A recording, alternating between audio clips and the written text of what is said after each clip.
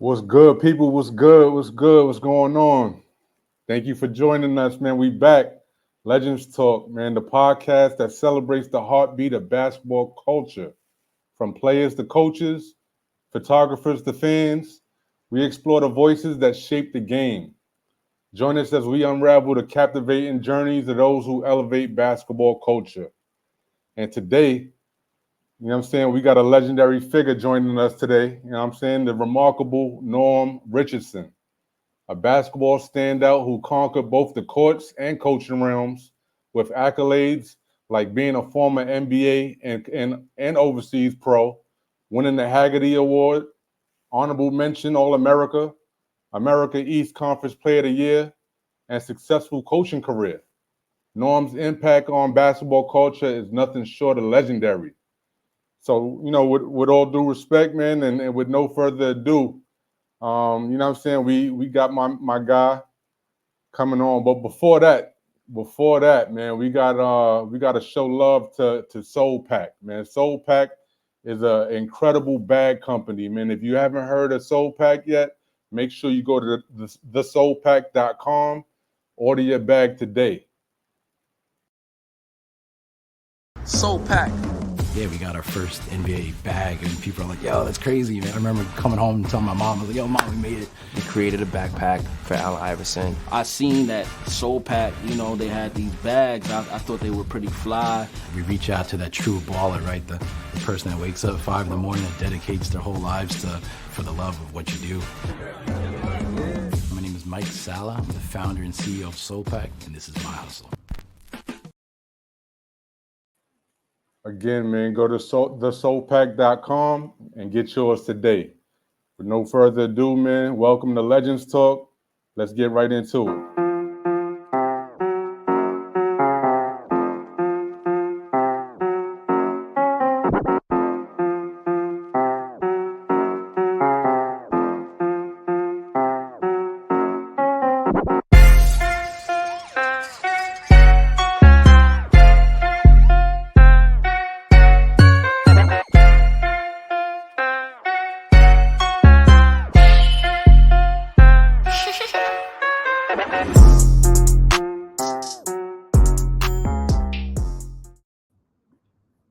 Yo, what's up, my guy? How you, man?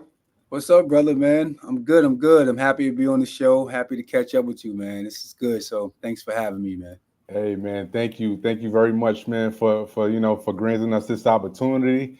You know what I'm saying? You're a legend in your own right, and grateful and happy to have you on, man. Thank you. I appreciate it always. You know I do, bro. Nah, no doubt, man. But yeah, man, we're gonna get right into it, man. You know what I'm saying? Give the people what they want. Let's do it. I'm with it. I'm here.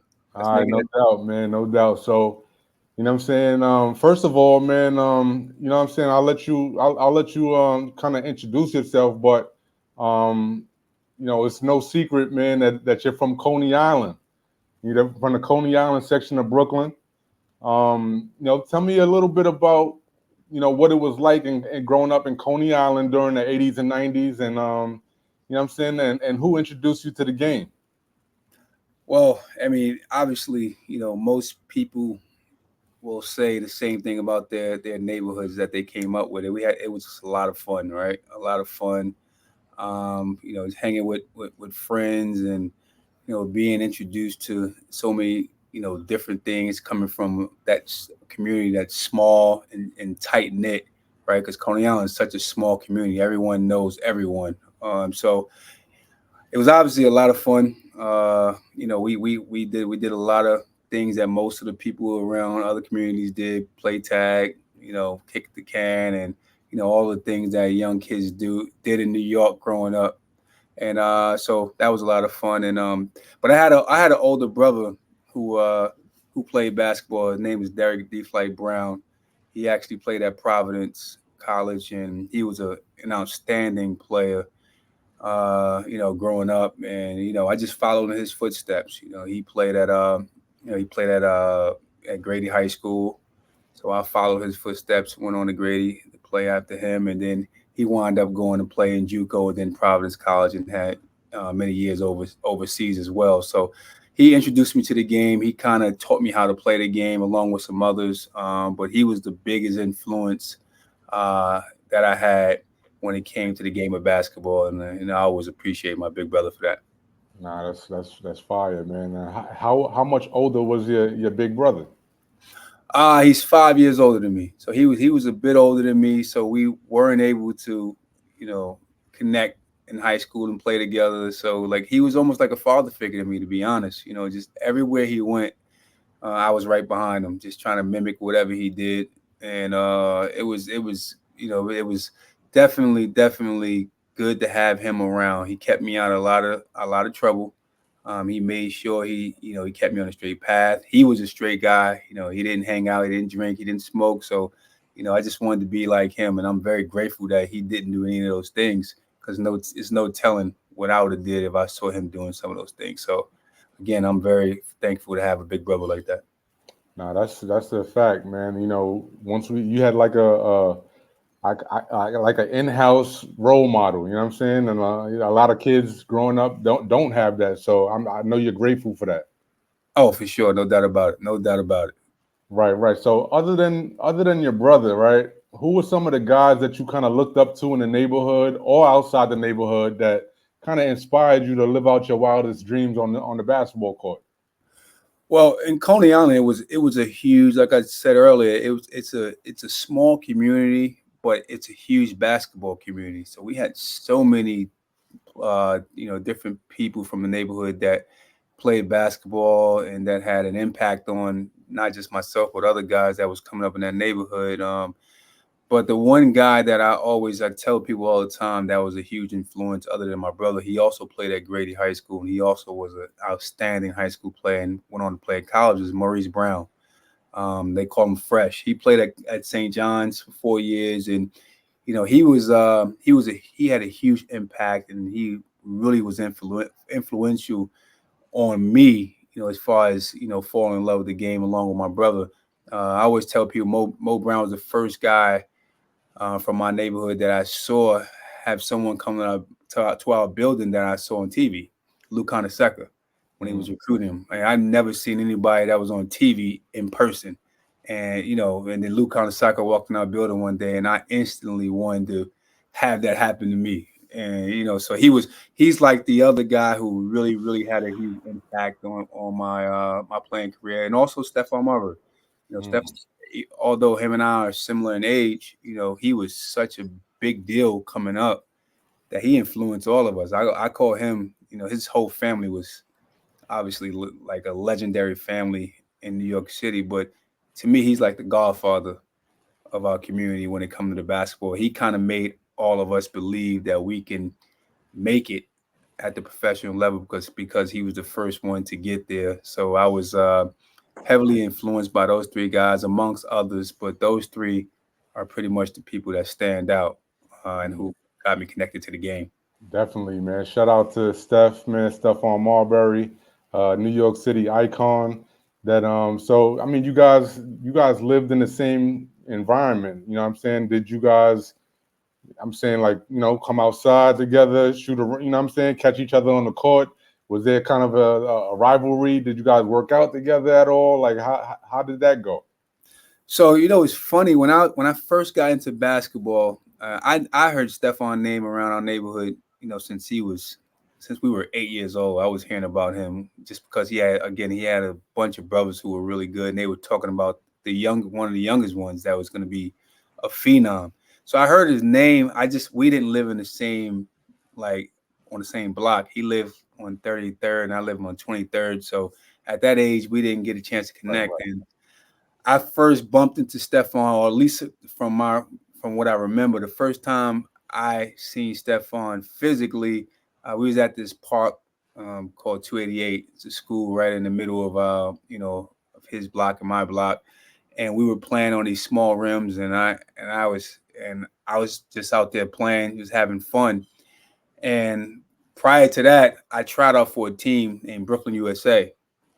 And Brooklyn, USA was, obviously had a bunch of good players come through that program with Tippy and Ziggy. They did a great job with that program. And I was bragging to people in my neighborhood that I made the team and I was going to be playing with Brooklyn, USA, because I thought it was a big deal. And Stephon said he was going to be playing with them as well.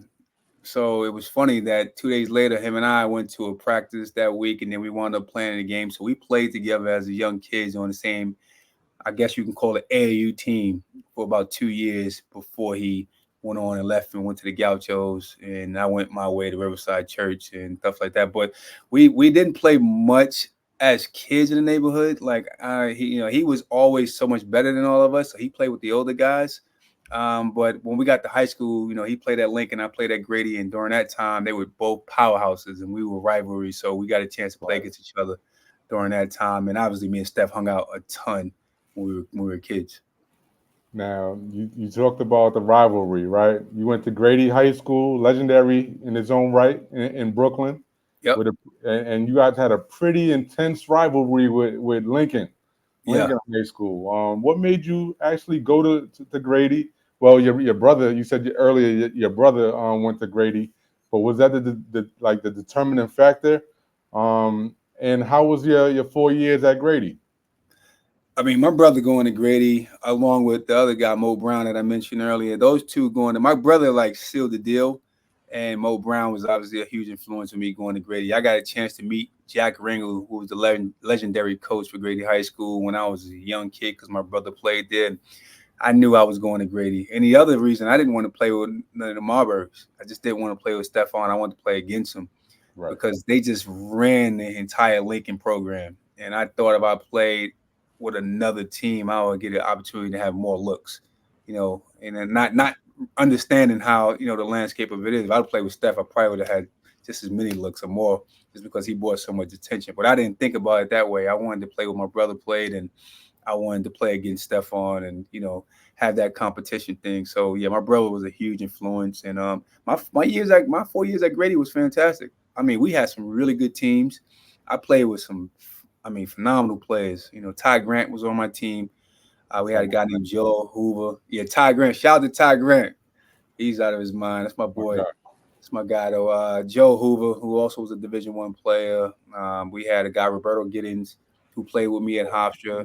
He was tough, too. Yeah, very good player. Jaquay Walls, who I always say is one of the most – he's probably one of the most underrated players to come out of New York City. He was phenomenal.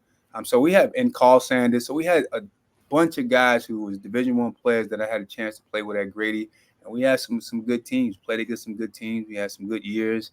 Unfortunately, we didn't get a chance to win it all when we got to the Garden, but we definitely had a lot of success during my time at Grady.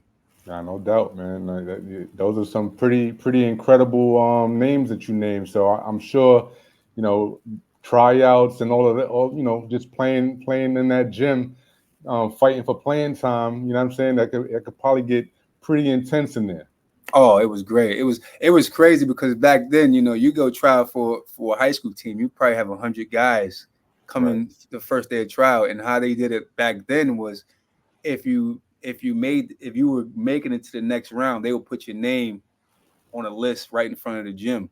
So people were going to see their name and then literally were crying. Right, looking at the list. It was that serious back then. It was like my brother helped me get on the team as a freshman. I still don't believe I should have made it my freshman year, but because my brother was who he was, Coach Ringo put me on the team, which was fantastic. So I appreciated that.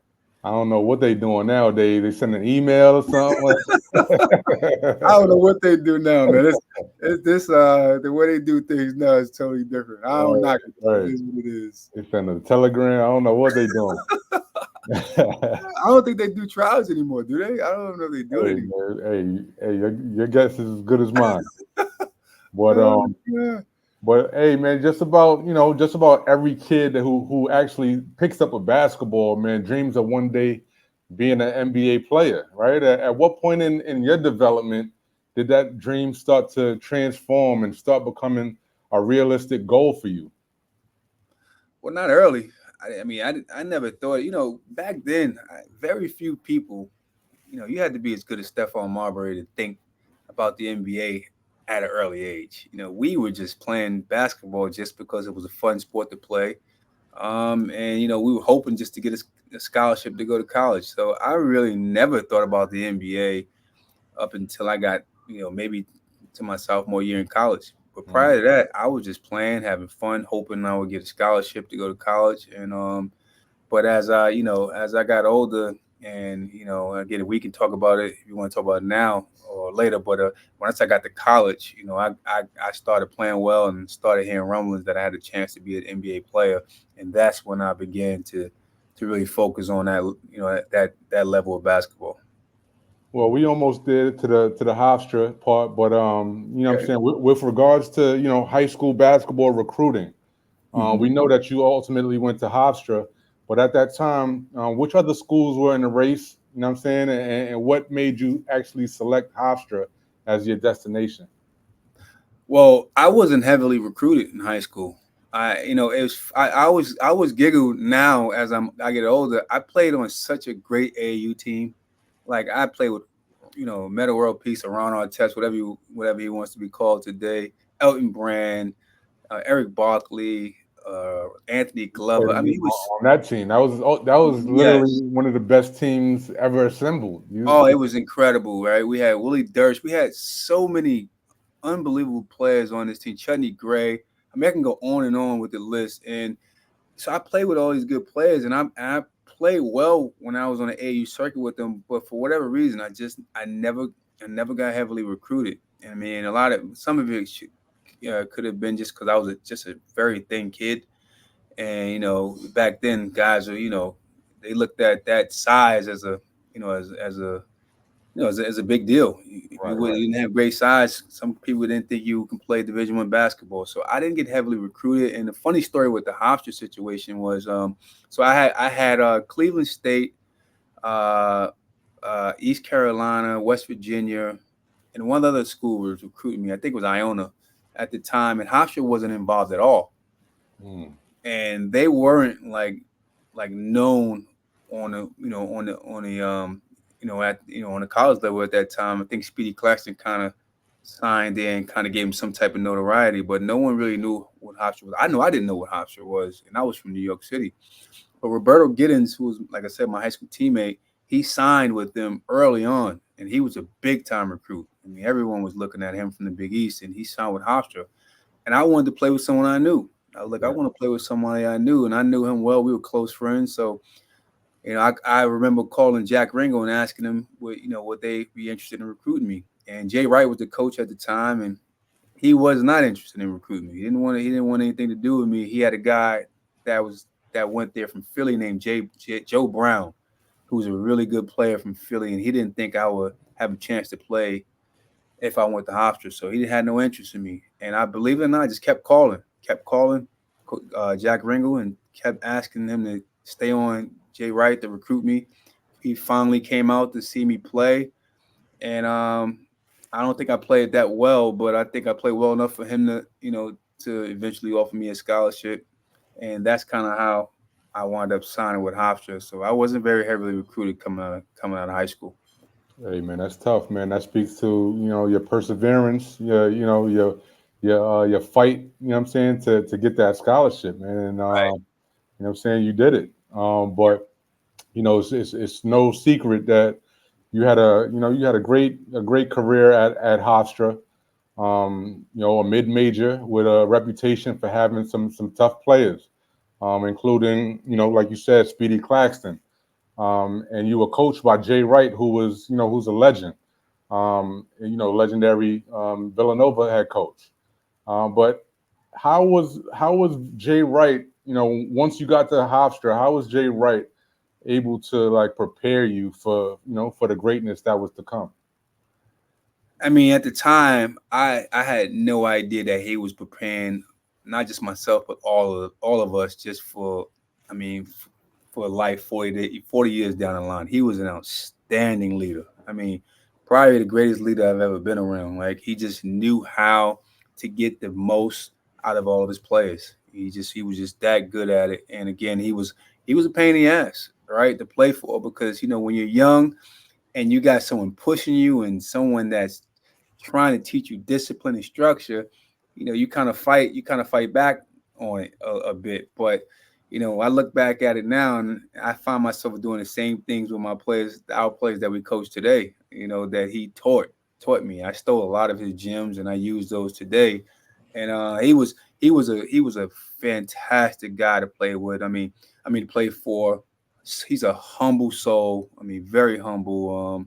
And again, like it was no surprise that he had the success, not just from a winning standpoint, but just from a recruiting standpoint. He was able to get some very good players to go to Hofstra from New York City during that time, and it was a testament to not just him, but the coaching staff that he put together with Tom Pecora, Brett Gunning, and others. Hey man, he's a legendary coach, man. I had the opportunity to meet him a few times, Hmm. and like you said, very humble soul, very very. You can just he has that leadership aura come exuding from within. So you can tell leaders when Yeah, you see him. yeah. One thing people don't know about Coach Wright, because he dressed so well, they don't know he's a absolute killer. Like he is a grinder. Like you see him on TV and he looks sharp. None of his hairs are out of place. Right. But you see him in practice and you see him behind the scenes. You just don't see anyone work as hard as that man. I can remember a story when I was in college. I think it was my freshman year at Hofstra. He just had one of his children was just born, and I remember him coming to practice with the hospital band on his wrist, and we all were like, "What the hell is he doing? He just had a newborn."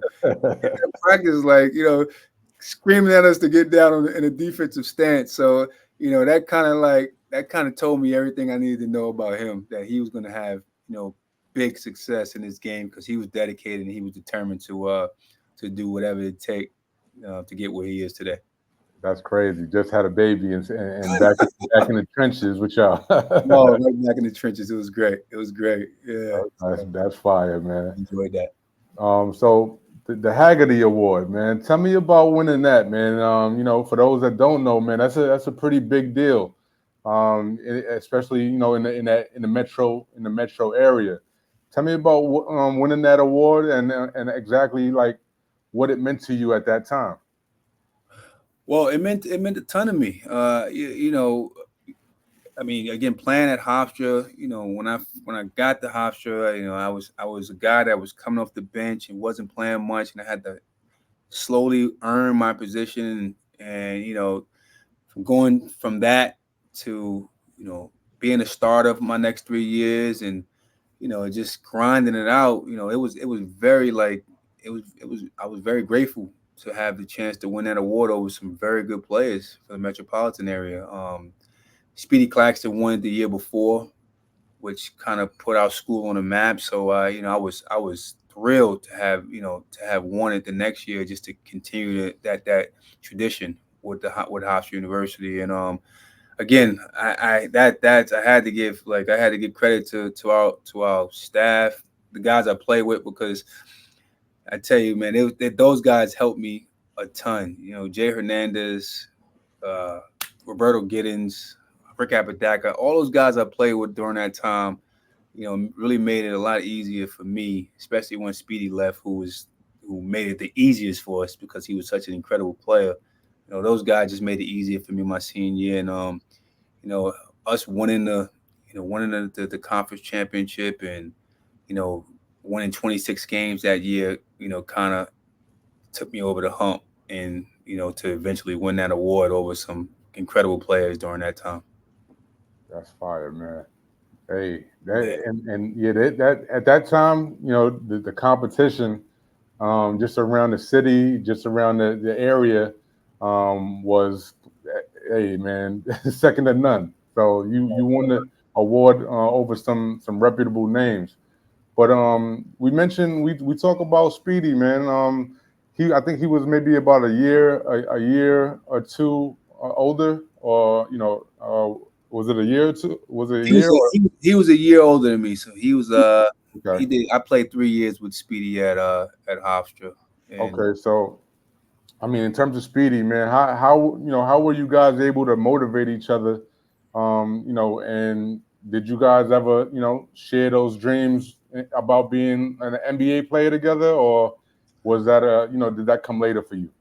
Yeah, so Speedy, so it's funny when I knew Speedy obviously through high school, just from playing against him on the AAU circuit. He played with Right. the Long Island Panthers, so I kind of knew who he was. I didn't really know him that well personally. So when I got to Hofstra, I got a chance to connect with him and get to know him very well. And I mean, he was an incredible worker. Like he just worked so hard and he played so hard, and he kind of pushed us all just because his level of intensity was here, and we were like trying to get to that level.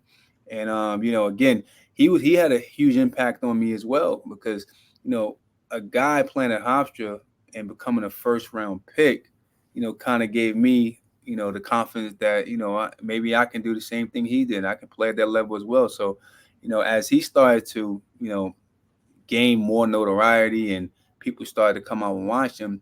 I mean, people don't know the reason why I got NBA looks was because of him, because teams were coming out to watch him play, and then they saw me, and again, like I said earlier, he was helping me a ton just because he garnered so much attention, and Right. I was able to capitalize off of his attention, and again, like him and I were, we were like, the Hofstra Batman and Robin. He was obviously, Batman, and I kind of just rode his back, and with the rest of us, and he carried us during that time. And when he went to the NBA, we had conversations about getting to the NBA. He kind of gave me some jewels during my process, and again, it helped me out when I was going through that process, and I was able to make a team. It's tough, man. You guys are still cool to this day, and you know My what I'm brother, saying? that's my brother. I love that. I love that dude. That's my brother. He's having great success at Hofstra. Right, right. It's one Now thing I you just guys, both of you guys in your own rights, man. Established legendary careers. Both playing and now coaching.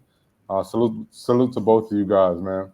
thank you. I appreciate that, bro. So, so we mentioned earlier, you mentioned that it wasn't until maybe about your sophomore year, in college that that dream started to kind of manifest itself, right? But when did it start really getting real in terms of, and what kind of indicators did you get in terms of, hey, I could possibly take this to the next level? Well, the first time that I heard anything about my name in the NBA was from Jay Wright. I think we were playing Drexel University. We were in Philly, and we were in a car driving somewhere. He mentioned it to me. He said that I think one of the guys, well, I guess one of the scouts from one of the teams in the NBA, said that I have a chance. And that was the first time I ever heard anybody say I have a chance to play in the NBA. I never heard that from anybody. So when he said that, I played it very cool, but inside I was bubbling. I mean, I felt like, wow, I got it. Someone think I have a chance to play in the NBA. I couldn't believe what I heard. And you got to understand, during this time, I think this was 97, 98, or something like that. MJ was still in the league. Killers. So yeah, so I'm like, someone think I can play with MJ? You know what I mean? Like, are you kidding me? So that was the first time I heard that that I heard my name associated with anything with the NBA, and I just that just motivated me even more. I started just getting in the weight room and spending extra time in the gym because I'm like, man, if I can, if someone sees that in me, I got to see it in myself. I got to believe in myself to give myself a chance to get there. So that kind of like was the thing that sparked that plug in me to start working even harder to try to get to that level of play. Oh man, that's crazy. Talking about MJ, man. You guys played the same position, so I know that was like a. But we gonna get there. We gonna get there in a second. We gonna get there in a second, though. We gonna get there. Yeah. But so you went undrafted in the 2001 NBA draft, right? Yeah. Now what was that process like from going undrafted to being on the Indiana Pacers roster as a player in that Isaiah Thomas era? Well, it was I wasn't sure if I was going to get drafted or not. I remember speaking with Coach Wright, and he kind of said it's better to go undrafted than to get drafted in the second round. Especially during that time, they didn't have two-way contracts and things of that nature. So if you got drafted in the second round, you either had to make the team or you were getting cut. It was either one or the other. So I was, I went through, the typical pre-draft process where I worked out for several teams. I went through it during that time. I went to Portsmouth. I played at Chicago at the pre-draft combine. So I went through the entire process, and it was a grind. It was a grind. I mean, you're preparing to audition in front of, NBA teams is essentially an interview, and it can be very nerve-wracking. It can be very exhausting mentally, obviously physically, just because you're traveling around from team to team and you're working against all these different players. But one thing that stood out to me during that process was I got a chance to finally play against players that played at Duke, played at North Carolina, played at Arizona, and all these different places around the country that I didn't see on a nightly basis, and get a chance to touch and bump with them. And they gave me extra confidence that I could play at that level, because I thought they were a lot better than what they displayed. Not saying they weren't good, but I was like, wow, I can compete with all these guys. These guys aren't like that much better than me. You know what I mean? And so that kind of pushed me more. And once we got to the draft, and we sat down as a family to watch it. I didn't expect to get drafted. I was hopeful that I would hear my name called, but when I didn't, I just moved to the next phase, got on the phone with my agent, and we decided to, go with the Indiana Pacers and play in summer league with them. So I mean, I know you was like, man, Dick Vitale talking about this guy. He ain't even. So it's crazy because you look at these guys on TV and they get, they're good players, and they, guys talk about them all the time, and you just watch them, you're like, God, these guys must be really good, until you get in front of them. You're like, well, they're okay. I can play with these guys, and it just bring your confidence to a whole nother level. And I think that's what happened with me. Like I remember once I got to summer league, and I mean, I was going into, I guess we had like a training, like a little mini camp before summer league, and it was guys I've seen on all these different teams. It was guys who played in the NBA or on our team, and I was nervous as hell. But once we started playing, I was like, oh, I can play with these guys and compete, and that kind of helped me out a bunch. Right. These guys are around my size, and these guys are not giants. Right, exactly. You don't know that when you hear Dickie V talking on TV. You think they're giants. You're like, these guys are, you know what I mean? Right, he's jumping out the gym, crazy. Yeah, like MJ. I'm like, ooh, I'm scared of these guys. So right. It was good. So now we talk about the Indiana Pacers here, right? Like, Eastern Conference. We talking about guys like Reggie Miller, man, legend. And, Jalen Rose. Was Jermaine O'Neal on that team as well? Yes, he was. Jermaine O'Neal was an absolute monster. Ron Artest, I believe Ron Artest.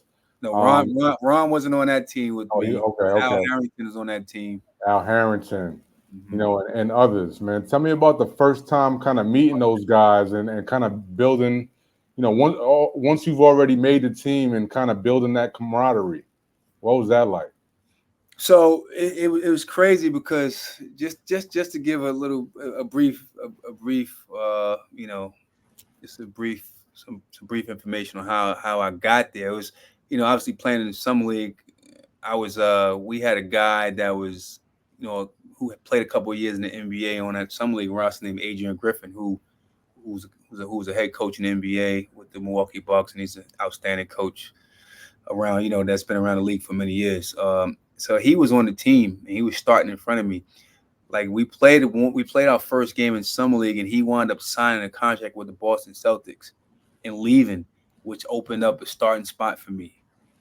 So again, it just works out that way, right? The pieces had to fall, in the right places. So I got a chance to start during summer league my rookie year, and I was able to play very well. And they wound up offering me a deal that summer after summer league. And I remember when I first got the deal, I got the call.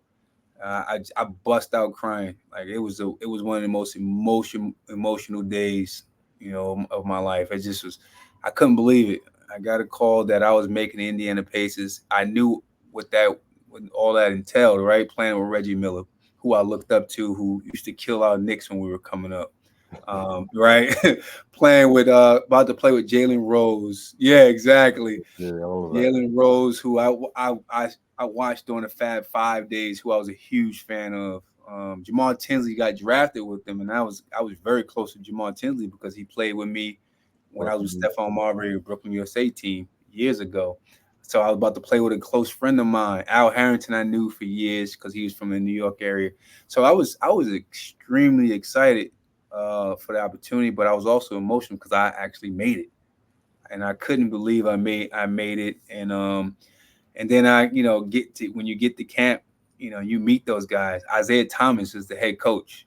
I mean, think about that for a second. Like, I looked up to these guys, and now I'm walking in, and I have to, I'm shaking hands, and now I gotta take that fan cap off and like try to compete and like act normal around these guys. And it didn't happen very quickly, right? The first few weeks you're like still in awe, but it's something about the game of basketball. Once you step between the lines, you kind of forget all that, and you just go out there and compete. And I was very lucky to have a chance to play with the guys that I idolized and looked up to, like Reggie Miller and Jalen Rose and others. So that was good. That was real good. Man, that's incredible, man. That's. I felt like I was in it with you right there. Yeah, man, it was good. It was good, real good. So we spoke about Mike Jordan a little while ago, right? Like, but now it's real. You're on the Indiana Pacers. Large arenas. All of these thousands of people watching the games. Michael Jordan. I think I did a little bit of. I looked at another interview you did, and I believe you said Michael and the Bulls were your very first game, if I'm not mistaken. Michael Jordan, yes, that was the very first game I've an NBA game I ever went to. Yes. Talk to me about that moment, man. When looking back on that moment, about suiting up and actually seeing Michael Jordan for the first time on the opposing side, and having to compete. Was it still, was that, did you still have that fan cap on, or was it, talk to me about that moment when you first seen him and was able to compete against him? Well, I don't think anyone takes their fan cap on when you see MJ. You don't take that off. It stays on. I tell you what's funny is my very first NBA game that I got live action was against Michael Jordan. The very first game I ever played on was against MJ. So I remember this like it was yesterday. We were playing against the Washington Wizards, and I wasn't playing much, so I was dressed, but when you're not playing, you're usually kidding around with people and talking, and someone called my name, and I knew I heard my name, but I didn't budge because I'm like, no way they call my name to go in the game. They called me again, so they told me come on, go in the game. So I get down, I sit down. One of our guys got hurt, so I sit down, and they're talking. And back then, when you played against guys, you guarded your position, you defended your position. It wasn't like you were putting your best defender on MJ. No, you just was guard. You was a two guard, you guarded the two guard. So I walked on the court, and he's walking right. It was after the timeout. He's coming right towards me, and I'll never forget this. I looked at him because I wanted to size him up. I wanted to see, was he as big as people said? I wanted to see if he was, just his entire frame, just to see how he was. And I remember seeing Allen Iverson say like he was glowing. He was definitely glowing. It was like, wow, this is Michael Jordan. I mean, we watched Come Fly With Me growing up. That was like our thing, right? So seeing him come towards me, and I was able to touch him and bump with him in my very first live real NBA game was a dream come true. I mean, I can't even put into words, and I will never forget that. And I'd share that with my kids to this very day. That was incredible. Oh man, I can't even understand. I can't even fathom what that would be like to to share the stage with a Michael Jordan.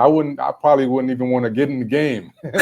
Like you said, everybody joking and playing around, and Yeah. no way I'm playing. So you kind of a little bit of jovial. You just playing around or whatnot.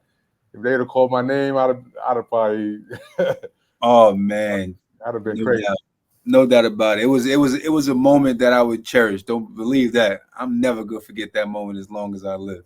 Nah, that's fire, man. Yeah, yeah. Now I'm sure you had other great moments. But in terms of the production, your production, what was your most memorable moment as an NBA player? Production wise. Against the Knicks, we yeah, it was against the Knicks, which is also an awesome feeling, right? In the We garden. played in the Garden. Yeah, yeah. I was with the Bulls, and we played in New York. And again, I wasn't playing much, but I got a chance to play a little bit more than I normally play. And I think I scored like my career high, which is like 11 points. I don't know, 10, 11 points. And it was in front of family and friends, and we won the game. And I played well. It was a incredible feeling to come back home to do that in front of my family and my friends, and obviously to do it against a team that I grew up idolizing and watching in the New York Knicks. So that was crazy. That's fire too, man. I Yeah, mean, let me ask you this, man. I know once they all say, once you go to the NBA, a bunch of cousins start coming out of nowhere and what I'm saying, did that happen to you or was it's it true. pretty much It's true. Yeah, yeah, yeah. I don't care. I don't care who you are. If you have NBA attached to you, you're gonna get guys that come out the woodwork. No doubt about it. It's just the nature. It's just the nature of the business, right?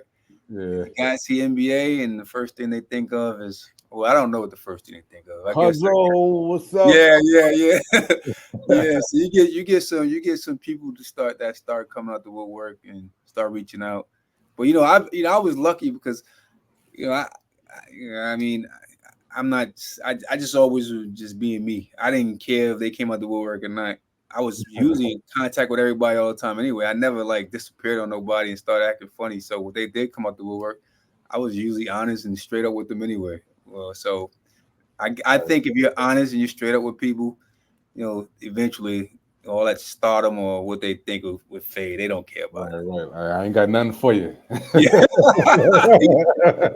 exactly. Yeah, I'm broke. I ain't got nothing for you, man. I'm Broke. still I trying. don't I'm got still no trying to money. make it. I'm still That's trying to it. make it. That's it. So they'll leave you alone eventually. People fail to understand sometimes that even in the position that you were in, right? You weren't like a Michael Jordan or anything like that with multi-billion billion dollars or whatever. So once you reach a certain level, it's like, all right, now I got to maintain this level. You know what I'm saying? So it's not like you're going crazy out there with throwing money around everywhere, man.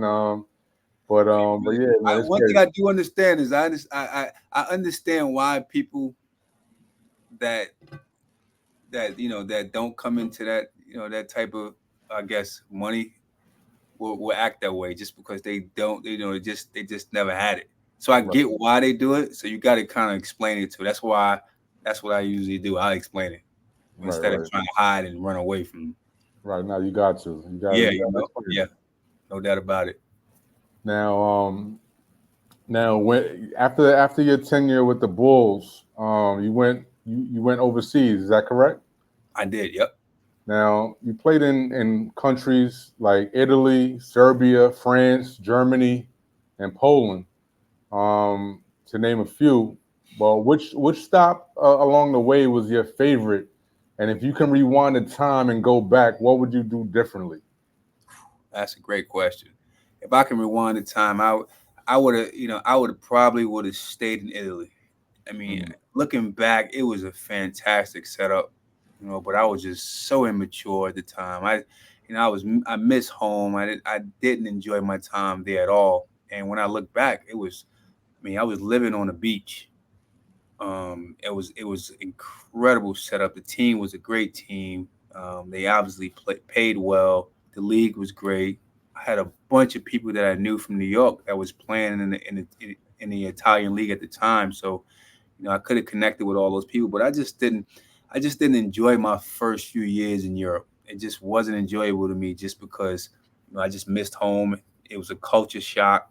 mm, It was my first time out the country, or at least to say off the continent.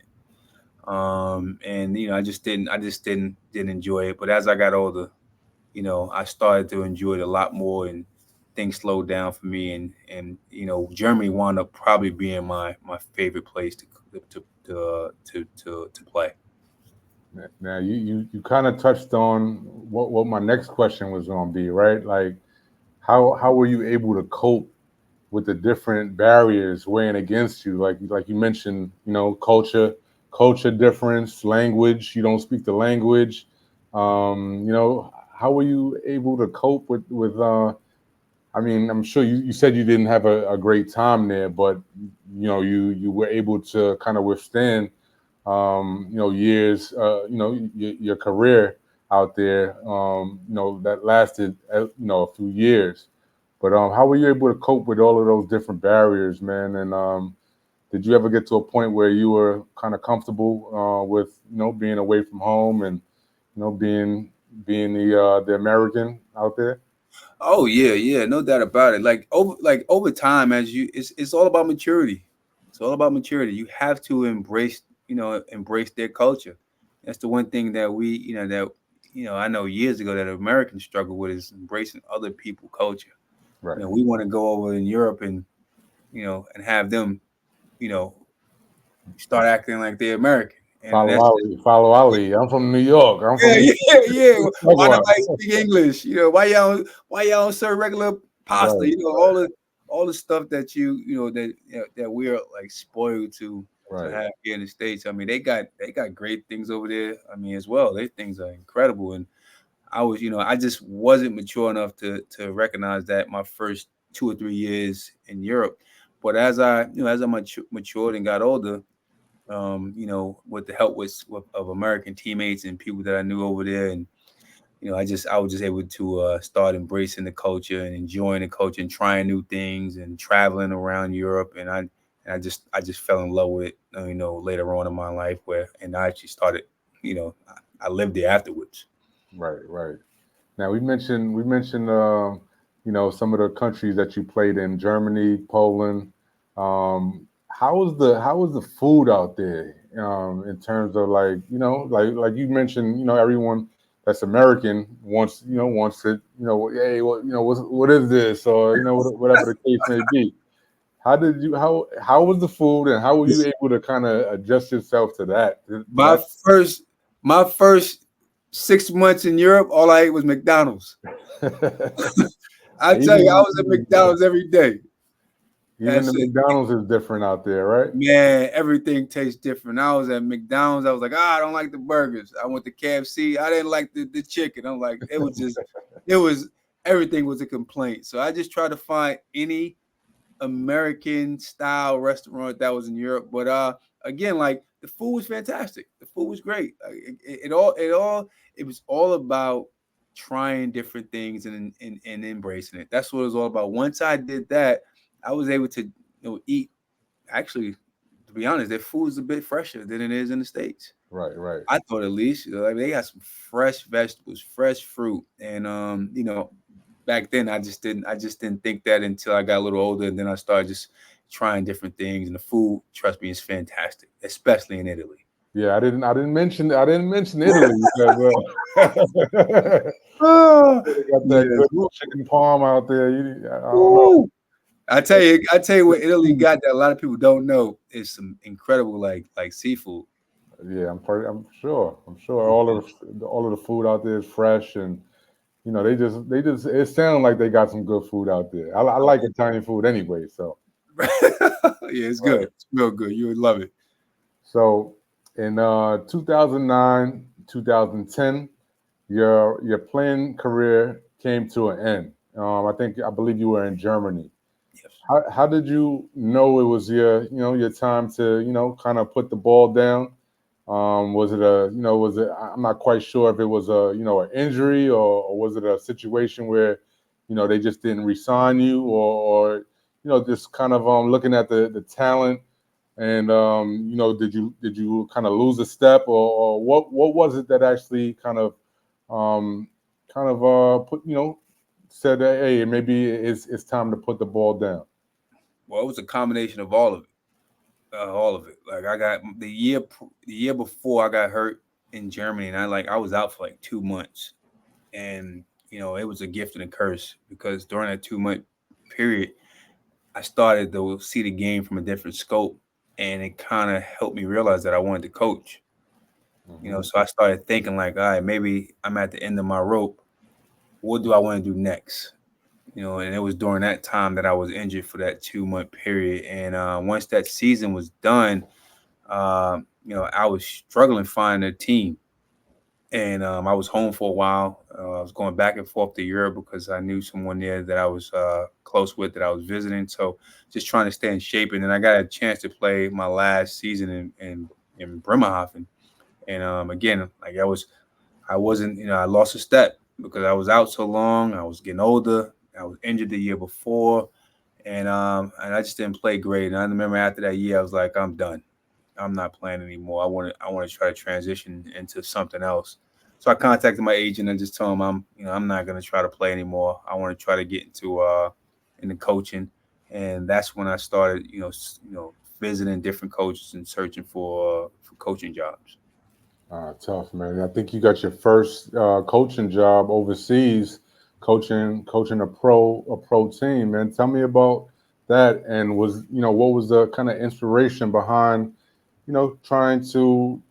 I mean, well, you mentioned the inspiration, but what was that like? Kind of transitioning over to coaching, and now you're actually coaching a professional team. So it's funny. It actually wasn't a professional team. It was under 19 team. that Okay. was- And it was a really good opportunity for me because it gave me a chance to really like dig my teeth into it and see if I will enjoy doing it. I mean, obviously, it's in a different, you know, culture. You had to learn how to, you know, speak to the guys who didn't speak English, so you had to learn some of the language. So that was a challenge. Being out of the country now as a coach and opposed to a player was a different, type of feel because, as a player, you treated totally different than when you're coaching. Right. So that was a different feel as well. But I tell you what, I'm very grateful to that team for giving me an opportunity. I had a friend over there that helped me get involved in that opportunity and allowed me to get into coaching. And it was my first coaching gig. I love the players that I coached. I love the people that I worked with, and it was in a great area in Germany as well, right outside of Stuttgart, which is one of the major cities in Germany. And it was one of the probably one of the best 2 years I've had in my life. You know, during my time in Europe, just because I enjoyed it so much. Because I worked with some fantastic people. Tough, man. That's like you mentioned a little while ago, man. It's a difference between being not knowing the language and being a player, because like literally you're playing ball. If the ball, what I'm saying, the ball goes in, everybody happy. You know what I'm saying? But as a coach, you want to try to get your message across, and you want to be inspirational to the players. And if they can't understand you, that's an incredible barrier to kind of overtake. No doubt about it. No doubt. Luckily, in Germany, a lot of Germans speak English. Right, Well, in right. Europe in general, they're pretty versed in the English language. So that in Germany especially, so it made the transition a bit easier. But we did have some that that there was a language barrier that we had to navigate around. Right, right. A lot of people don't really know that a lot of countries around the world speak English, and Oh, multiple languages, no doubt. right, right. They speak their own native language, and they know English as well, just in case they happen to travel somewhere. It's like everyone, that's like the common language. So Yeah. you may have somebody from Germany and somebody from France. They don't know each other's native language, but they know English. So Right, exactly. No communicate. doubt about it. No doubt about it. So now you moved out. You moved over to the G League in terms of your coaching career. Can you briefly like tell me about how you got that opportunity, and what it was like coming back coming back home and coaching at the professional level. Yeah, so when I was done in Germany, I actually wanted to stay in Germany a little bit longer and coach, a little longer. Just things didn't work out. Just from a there it's a to get paid is you gotta have sponsorships and stuff like that. So sponsors start to to take their money away. It's tough to pay people. So I had to come back home to the States, and I started just helping on a grassroots level, like going from high school to high school, helping out with different players and stuff like that, different coaches who will allow me to come to their gym and help. And then I have one of my closest friends who's also like a mentor to me is Jay Hernandez, who I played with in college. Even though we're the same age, he helped me out tremendously in his business. He contacted me, and they had a spot with their G League team when he's with the Orlando Magic at the time, and they were affiliated with the Erie Bayhawks. So he called and said they had a spot open and asked would I be interested. And I told him absolutely. So I interviewed for the spot, and a guy named Bill Peterson was the head coach, and he wound up hiring me.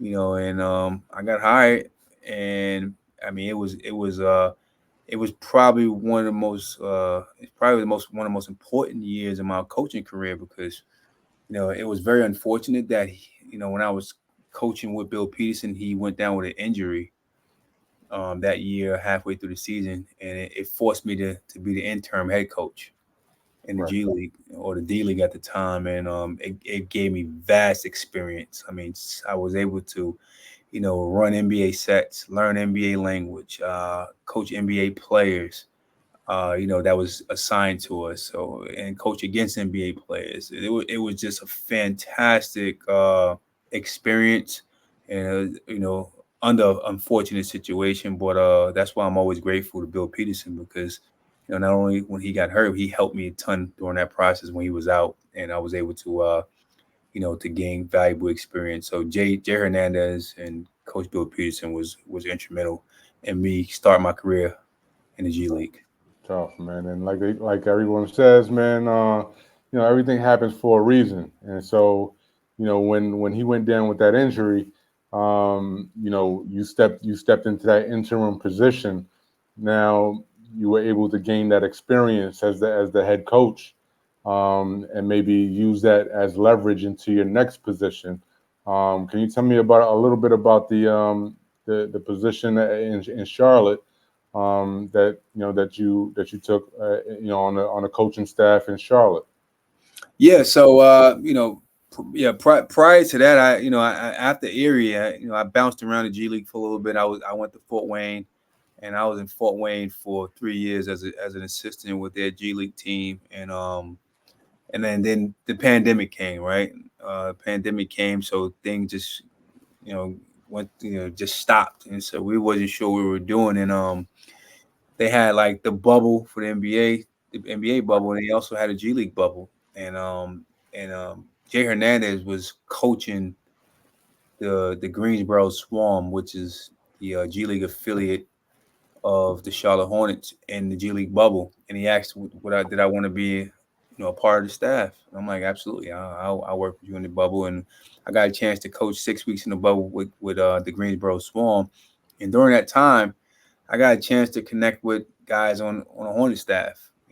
James Borrego was the head coach. I connected with him. I connected with Chad Iskey, who was one of the assistants at the time, Dutch Gately, and obviously I knew Jay, who was on that staff. So, being around those guys and connecting with those guys, and them giving having a chance to see me work, was vital, and me eventually being offered a position on the Charlotte Hornets staff. And months later, after the bubble, I think 5 6 months later, they offered me a job on the Hornets staff as an assistant coach, and it was great. Now, are you still with them, or did you move to something different now? No, so this off season, Charlotte went in a different direction, and they wound up hiring Charles Lee as the head coach, and he has his own staff that he brought on. So I'm not with the Hornets at this moment. I'm in a transition period right now with jobs.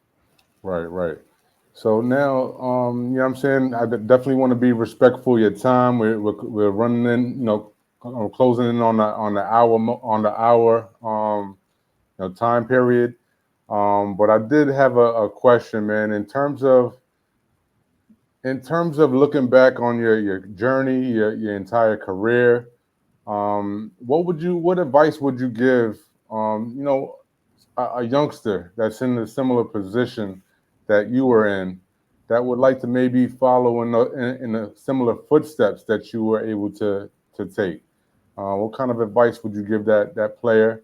And you know what I'm saying, like in terms of like, you know, following their dreams, playing, and maybe even coaching. Well, the first thing I would say is you got to believe in yourself. That's something that I didn't do at a very young age, that I started doing later on in life. But I think the earlier you believe in yourself, you believe in your dreams, the better you become, the more confidence you attain, right? You just want to have that belief in yourself. So believe in yourself. The second thing you got to do when you believe in yourself, you have to put in the work. There's no other way you can do it, right? You have to, work for whatever you get. It doesn't mean you're going to get it, right? Even if you work, but you have a better chance at attaining those goals, or those dreams, if you work towards it every single day. I just see so many younger kids, and again, there's a lot of distractions today because you have, social media and, video games. And you got so many different things that you can pull at. That's why you can't really blame them because of those distractions. But they're just trying to do so many different things, and they just don't focus on one thing. And that's what kind of hurt them with reaching their ultimate goals, if they have any at that. But if you have a goal, you got to focus on that. Really go after that goal. And I always use Jay Z as an example, right? Jay Z, he's an incredible hip hop artist, but we know him now as a businessman. And the way he became a businessman was through the hip hop vehicle. He focused on his number one craft, which was hip hop, and now he was able to venture out to different businesses and things of that nature. So I would say the same thing for an athlete. LeBron is a perfect example of that. So that's kind of the advice I would give, a youngster that's trying to navigate, through life in general, and especially who's trying to navigate in the sports, realm.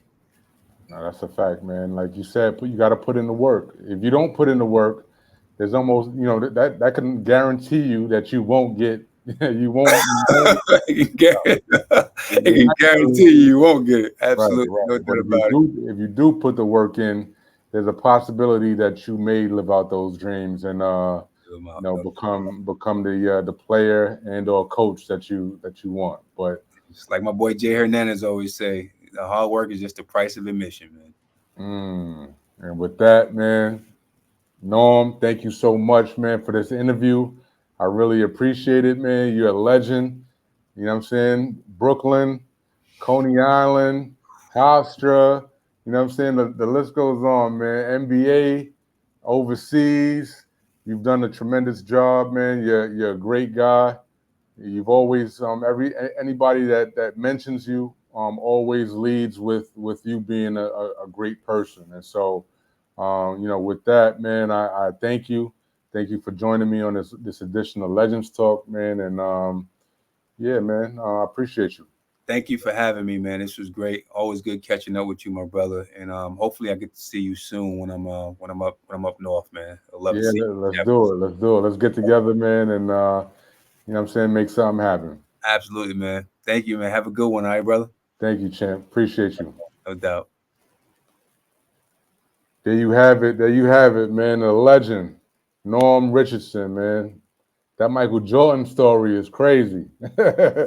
That's going up. That's going up, man. But everybody, man, thank you for all of the support, all of the likes, the follows, the shares. Please continue to share the content. That's the only way that the information is going to get out there, man. And these stories that we're going through with these legendary figures, man. they can resonate with the people out there, man, that's living it right now, man, that's going through it right now. So Legends Talk, man. We here.